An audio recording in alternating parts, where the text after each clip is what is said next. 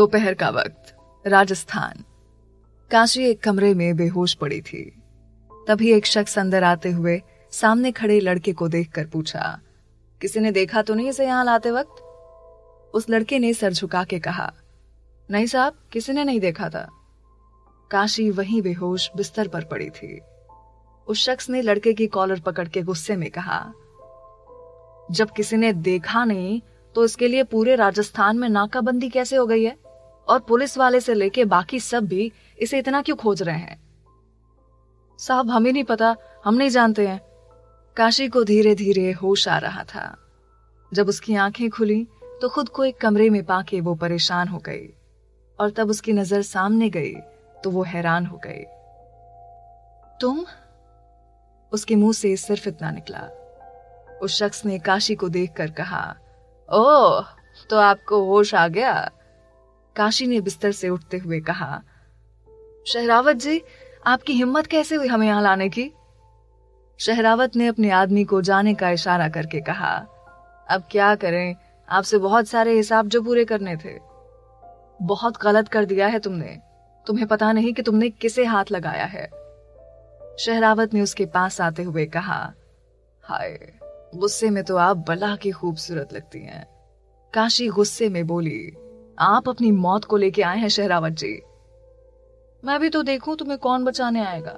यहाँ का पता मेरे अलावा किसी को नहीं है, तो देखो कौन आता है। ये कहकर वो बाहर चला गया। दूसरी तरफ अभय फुटेज देख रहा था। सारे फुटेज देखते देखते उसकी नजर लास्ट फुटेज पर पड़ी, जिसमें काशी एक आदमी से बात कर रही थी, और कुछ देर बाद वो बेहोश हो गई और वो आदमी उसे लेकर चला गया। ये सब देखकर वो बोला, कौन है ये पता करो, और सिर्फ आधा घंटा है आपके पास, वरना आज यहां से कोई कहीं नहीं जाएगा। वो बाहर आया तो शालिनी ने उसे देखकर पूछा, क्या हुआ हुकुम साहब, कुछ पता चला? उसके पूछने पर अभय ने उससे कहा, काशी किडनैप हो गई है। शालिनी ये सुन के विजय के सीने से लगकर रो पड़ी। विजय भी ये सुनकर शॉक्ड था। उसने गुस्से में कहा, अगर उन्हें कुछ भी हुआ तो वो बचेगा नहीं। फिर विजय, शालिनी और अभय महल वापस आ गए। सारे बड़े पुलिस अधिकारी अभय के महल में मौजूद थे। उसे अंदर आता देखकर सारे पुलिस वालों ने एक साथ कहा, खंबागड़ी हुकुम साहब। अभय ने 2 तस्वीरें सबके सामने रखते हुए कहा, आप सब यहाँ आए उसके लिए मैं आभारी हूँ। आप सबको इन्हें खोजना है, और ये वो शख्स है जो काशी को लेके गया है। जब राणा ने तस्वीर देखा तो उस लड़के की तस्वीर को देखकर वो बोला, हुकुम साहब, ये तो शहरावत जी का आदमी है।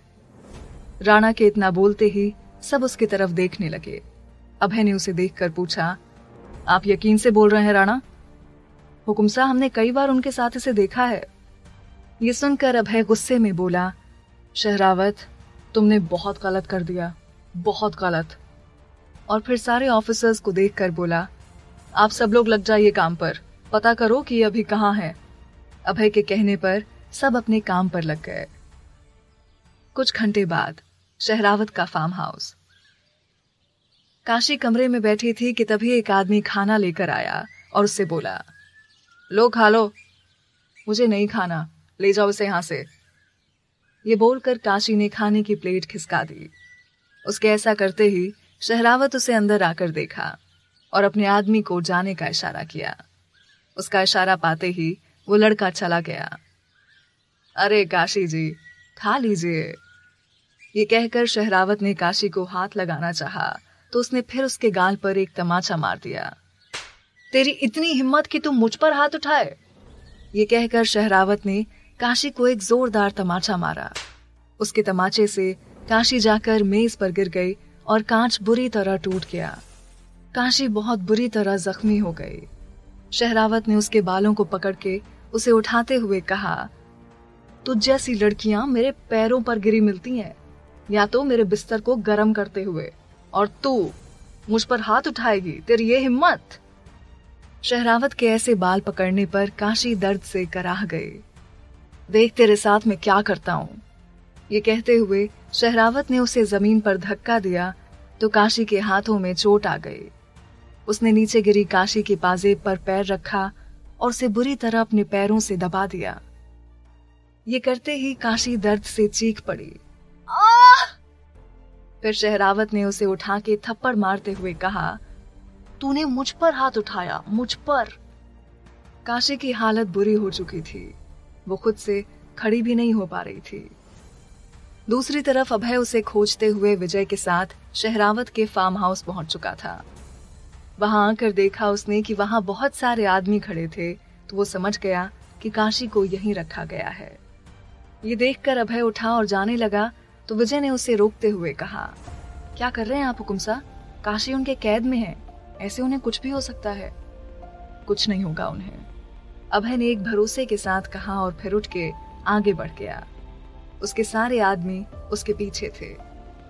अभय दरवाजे पर आया तो शहरावत के एक आदमी ने उसे वहीं रोक दिया। इस पर अभय ने उसके गले को दबोचते हुए कहा, औकात देख के रोका कर, वरना जान से हाथ धो बैठेगा। जाकर अपने मालिक से बोल, अभय प्रताप सिंह आया है। ये कहते हुए उसने उस आदमी की गर्दन छोड़ दी। वो आदमी भाग के शहरावत के पास गया। अभय सबके साथ अंदर चला गया। विजय कुछ आदमियों के साथ बाहर था। शहरावत का आदमी भागते हुए कमरे में आया और उससे बोला, साहब, अभय प्रताप सिंह आए हैं। काशी ने जब सुना तो जैसे उसके शरीर में जान आ गई हो। उसने पूरी ताकत के साथ अभय को आवाज दी, हुकुम सा। अभय के कानों में जब काशी की आवाज गई तो उसने अपने आदमियों को इशारा किया। उसके सारे आदमियों ने इशारा पाते ही अपनी अपनी गन निकाल ली। अभय भाग के ऊपर पहुंचा। जब उसकी नजर काशी पर गई तो उसकी आंखें फैल गई। काशी को बहुत चोट आई थी। उसके सर से, हाथ से, पैरों से खून बह रहा था। उसकी आंखें बंद हो रही थीं। अभय दौड़ के आया और नीचे बैठ काशी को अपनी बाहों में ले लिया। काशी ने आधी खुली आंखों से उसे देखा। अभय की आंखों में आंसू थे। अभय को वहां देखकर शहरावत ने गंदी हंसी हंसते हुए कहा, अभय जी, आप क्यों इस लड़की के लिए इतना तड़प रहे हैं? आपको भी ये पसंद आई क्या? वैसे इसके जलवे ही ऐसे हैं। उसकी बात सुनकर अभय ने काशी को उठा के बिस्तर पर लिटा दिया और शहरावत के सामने मुड़ा। उसकी आंखों में अंगारे दहक रहे थे। उसने जेब से फोन निकाला और पहले विजय को कॉल किया। कुंवर साहब, बाहर जितने भी लोग हैं उनमें से एक को भी मत छोड़ना, और आप जल्दी से आइए, काशी को ले जाइए, उनकी हालत बुरी है। अभय ने इतना बोल के जैसे फोन रखा, बाहर गोलियों की आवाजें आने लगी। अभय ने उसके सामने खड़े होकर बोला, तुमने बहुत बड़ी गलती कर दी है शहरावत, तुमने शेर की मांद में हाथ डाला है। शहरावत ने उससे पूछा, आखिर लगती क्या है ये आपकी? अभय ने उसकी कॉलर को पकड़ के गुस्से में बोला, जानना चाहते हो ये कौन है? ये काशी अभय प्रताप सिंह है, मेरी पत्नी है, पूरे राजस्थान की हुक्मरानी सा है। जब अभय ने ये कहा तो उसकी इस बात को विजय ने भी सुन लिया था। वो भी ये सुनकर हैरान हो गया। अभय ने विजय को काशी को ले जाने का इशारा किया। उसके इशारे पर वो अंदर आया और काशी को ले जाने लगा तो शहरावत के आदमी ने रोकने के लिए जैसे हाथ बढ़ाया, अभय ने उसका हाथ पकड़ के तोड़ दिया। तभी दूसरा आदमी बढ़ा। अभय ने उस आदमी के हाथ को पकड़ के कहा, कुंवर सा, आप जाइए। विजय आगे बढ़ने लगा तो काशी ने अभय का हाथ पकड़ लिया। अभय ने देखा तो काशी अधखुली आंखों से उसे देख रही थी। अभय ने उस लड़के के हाथ को पकड़ के गुस्से में ऐसा मोड़ा कि उसका हाथ भी टूट गया और वो वहीं चीख के गिर पड़ा। फिर अभय ने काशी के हाथ को पकड़ के कहा, कुछ नहीं होगा आपको और ना मुझे, जाइए, जब भी आप आंखें खोलेंगी हम सामने होंगे। ये कहते हुए अभय ने उसके पैर को देखा जो बहुत जख्मी थे। वो गले में पहने चेन से चाबी निकालकर पाजेब खोलने लगा। काशी को दर्द हुआ तो वो चीख पड़ी। अभय ने पाजेब निकाल के अपने पास रख ली। विजय काशी को लेके चला गया। उसके जाने के बाद अभय शहरावत की तरफ मुड़ा और बुरी तरह पीटते हुए बोला, बहुत बड़ी गलती कर दी तूने शहरावत, बहुत बड़ी गलती। मैंने तेरी हर गलती माफ करी, पर तूने आज अभय प्रताप सिंह के गुरूर को हाथ लगा दिया। तभी शहरावत के आदमी ने अभय के सर पर पीछे से वार किया। अभय ने शहरावत को छोड़ा और पीछे मुड़ा। वो इतने गुस्से में था कि उसे कोई फर्क नहीं पड़ा कि उसके साथ क्या हुआ। शहरावत उसे देख के कांप गया था। उसकी हालत बुरी थी। वो उठ के भागने लगा। अभय ने उसे भागते देखा तो वो उसके पीछे भागा, पर शहरावत के आदमी उसके सामने आकर उसे रोक दिए। उसने गुस्से में सारे आदमियों को उन्हीं के गन लेके मार दिया। शहरावत पीछे के गेट से भाग गया था। अभय उसके पीछे गया, पर शहरावत गाड़ी में बैठकर जा चुका था। अभय वहीं गुस्से में खड़ा हो गया। दूसरी तरफ विजय काशी को हॉस्पिटल लेके पहुंचा। उसने जल्दी से डॉक्टर को बुलाया। काशी को हॉस्पिटल के इमरजेंसी रूम में ले जाया गया। विजय बहुत परेशान था। उसने जल्दी से शालिनी को कॉल किया। उसका कॉल देखकर शालिनी ने जल्दी से फोन उठाकर उससे पूछा, विजय जी, काशी मिले या नहीं? विजय ने अपने आंसू छुपाते हुए कहा, शालिनी आप राणा जी के साथ हॉस्पिटल आ जाइए। ये सुनकर शालिनी ने बेचैन होकर पूछा, क्या हुआ विजय जी, काशी ठीक तो है ना?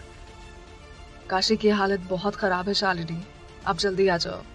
शालिनी ने यह सुना तो उसके हाथ से फोन छूट के जमीन पर गिर गया। उसे इस हालत में देखकर राणा जी ने उससे पूछा, क्या हुआ शालिनी जी, सब ठीक तो है ना? काशी की हालत ठीक नहीं है। ये कहकर शालिनी रोने लगी। उसे शांत कराते हुए राणा बोला, खुद को संभालिए शालिनी मैम, हमें भी हॉस्पिटल जाना चाहिए, चलिए। शालिनी उठी और उसके साथ बाहर आ गई। राणा और शालिनी गाड़ी में बैठ के हॉस्पिटल के लिए निकल गए। अभय हॉस्पिटल पहुंचा तो उसके सर से खून बह रहा था। विजय उसे इस हालत में देख के घबरा गया। हुकुम साहब, आपकी हालत तो बहुत खराब है। डॉक्टर साहब, नर्स। ये कहकर विजय ने डॉक्टर को आवाज दी। अभय ने दर्द में उससे पूछा, हम ठीक हैं, काशी कैसी हैं? विजय ने उसे पकड़ते हुए कहा, वो अंदर हैं हुकुम साहब, डॉक्टर उन्हें देख रहे हैं, आप परेशान ना हो, आप खुद को संभालिए। तब तक डॉक्टर साहब आए। विजय अभय को लेकर पास के रूम में चला आया। उसकी पट्टी करा के उसे नींद का इंजेक्शन दिला दिया, जिससे अभय को कुछ मिनट के लिए नींद आ गई। माफ करिएगा हुकुम साहब, पर आपका ठीक रहना बहुत जरूरी है। ये कहकर विजय बाहर आ गया। कुछ देर बाद शालिनी और राणा भी आ गए। विजय के पास आते हुए राणा ने उससे पूछा, कुंवर सा, कैसी हैं हुक्मरानी सा? जी अंदर हैं, इलाज चल रहा है। विजय इतना कहकर शांत हो गया, पर शालिनी हैरानी से देख रही थी। उसे समझ नहीं आ रहा था कि आखिर क्या हो रहा है, और राणा ने काशी को हुक्मरानी सा क्यों कहा था। करीबन 2 घंटे बाद डॉक्टर बाहर आए तो विजय ने उनसे पूछा, कैसी हैं काशी? जी, उनके हाथ और पैर में फ्रैक्चर आया है और सर पर भी काफी चोट आ गई है। हमने उन्हें ऑब्जर्वेशन में रखा है। अगर 24 घंटे में उन्हें होश नहीं आया तो वो कोमा में भी जा सकती हैं। डॉक्टर के इतना बोलने पर शालिनी गिरने को हुई तो विजय ने उसे थाम लिया। डॉक्टर साहब ये कहकर वहां से चले गए। विजय ने उसे पकड़ते हुए कहा, संभालिए खुद को शालिनी। क्यों हर बार इनके साथ ऐसा होता है? क्यों? पहले उस इंसान ने उसे दर्द दिया, फिर भगवान ने उससे उसके पिता को छीन लिया, और आज ये कहकर शालिनी उसके सीने से लिपट कर रो दी। विजय की आंखों में भी आंसू थे। राणा जी की भी आंखें नम थीं। तभी राणा को अभय की याद आई। उसे वो कहीं नहीं दिखा तो उसने विजय से पूछा, कुंवर सा, हुकुम सा कहाँ हैं? कहीं दिखाई नहीं दे रहे हैं। विजय ने शालिनी को पकड़े हुए बोला, वो अंदर हैं, उनके सर पर चोट आई थी तो हमने पट्टी करवा के उन्हें नींद का इंजेक्शन दिलवा दिया ताकि उन्हें रेस्ट मिल सके। पास के कमरे में हैं। राणा जाने को हुआ तो शालिनी ने उसे रोक कर कहा, राणा जी। उसकी आवाज सुनकर वो रुक कर बोला, जी। शालिनी ने उसे देखकर पूछा, जिसके साथ काशी की शादी हुई थी वो इंसान क्या आपके हुक्म सा है? राणा शांत रहा। उसने कुछ नहीं बोला। उसे शांत देखकर शालिनी ने तेज आवाज में उससे कहा, बोलिए राणा जी, क्या वो आपके हुक्म सा है? उसके इस तरह कहने पर वो बोला, जी शालिनी मैडम जी। ये सुनकर शालिनी ने उसका कॉलर पकड़ के कहा, क्यों? आखिर क्यों किया उन्होंने काशी के साथ ऐसा? क्यों उसे इतना दर्द दिया? क्यों नहीं आए वो इतने साल तक? इसका जवाब आपको राणा नहीं, हम देंगे। सबने जब अभय की आवाज सुनी तो उसकी तरफ देखने लगे। अभय उन सब के पास आकर शालिनी के सामने खड़ा होते हुए बोला, क्यों किया हमने काशी से शादी? क्यों उन्हें ऐसे छोड़ के चले गए? कहाँ थे हम 2 साल तक? सब हम बताते हैं। शालिनी उसे देखे जा रही थी। विजय भी खामोश बस अभय को ही देख रहा था। वो भी जानना चाहता था कि आखिर क्यों किया अभय ने ऐसा। अभय ने उन दोनों को काशी से मिलने से लेके शादी तक की सारी बात बता दी। शालिनी और विजय बस सुन रहे थे। अभय ने उन दोनों को देखकर कहा, पर अब नहीं चाहते कि काशी से हम दूर रहें। हम उनके दिल को जीतना चाहते हैं। ये कहते हुए उसकी आंखों में नमी थी। तभी विजय का फोन बजा। उसने देखा तो राजेंद्र जी का फोन था। उनका कॉल देखकर विजय सोच में पड़ गया। उसने फोन उठाया और बोला, प्रणाम अंकल जी। उधर से राजेंद्र जी ने कहा, प्रणाम बेटा, काशी और आप सब तो आ रहे थे, रात हो गई है, अभी तक आए नहीं आप सब, और काशी का नंबर भी नहीं लग रहा है। सब ठीक तो है ना? काशी कैसी है? उनके पूछने पर विजय खामोश था। उसे समझ नहीं आ रहा था कि आखिर वो क्या बोले। उसे खामोश देखकर राजेंद्र जी ने फिर पूछा, विजय क्या हुआ, बोलिए, काशी ठीक है ना? अंकल, काशी की हालत ठीक नहीं है, वो हॉस्पिटल में है, आप जल्दी आ जाओ। ये कहकर विजय रोने लगा और उसने सारी बात बता दी राजा साहब को। ये सुनते ही उन्होंने गुस्सा करते हुए उससे कहा, इतना कुछ हो गया और आपने हमें बताया भी नहीं। विजय बस सुने जा रहा था। हम अभी निकलते हैं यहां से। ये कहकर राजा साहब ने फोन रख दिया। अभय और बाकी सब काशी के होश में आने का इंतजार कर रहे थे।